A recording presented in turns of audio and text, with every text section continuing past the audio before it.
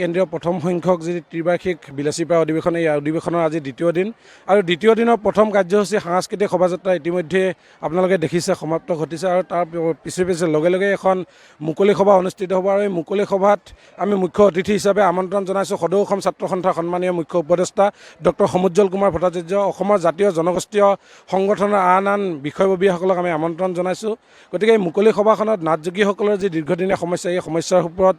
এক বৃহৎ আকাৰত আলোচনা অনুষ্ঠিত হ'ব আৰু প্ৰতিগৰাকী যি আমি বিষয়ববীয়াক আমন্ত্ৰণ জনাইছোঁ তেওঁলোকে নাটযোগী জনগোষ্ঠীক কেনেকৈ উত্তৰণ কৰিব পাৰি এই বিষয়ে ইয়াত নিশ্চিতভাৱে বক্তব্য প্ৰদান কৰিব আৰু তাৰ লগে লগে সন্ধিয়া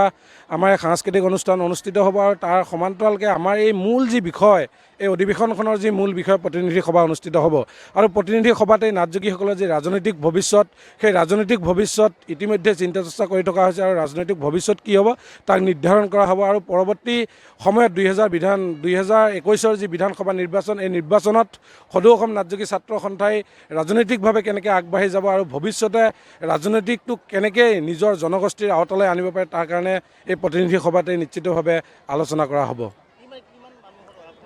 নিশ্চিতভাৱে আজি দেখিছে ইয়াত 50,000 মানুহৰ সমাগম ঘটিছে। প্ৰতিটো মানুহেই নিজে স্বতঃস্ফূৰ্তভাৱে আগবাঢ়ি আহিছে কাৰণ প্ৰতিগৰাকী নাটযোগী মানুহে এতিয়া উপলব্ধি কৰিব পাৰিছে যে এই জনগোষ্ঠীটোৱেই হ'ল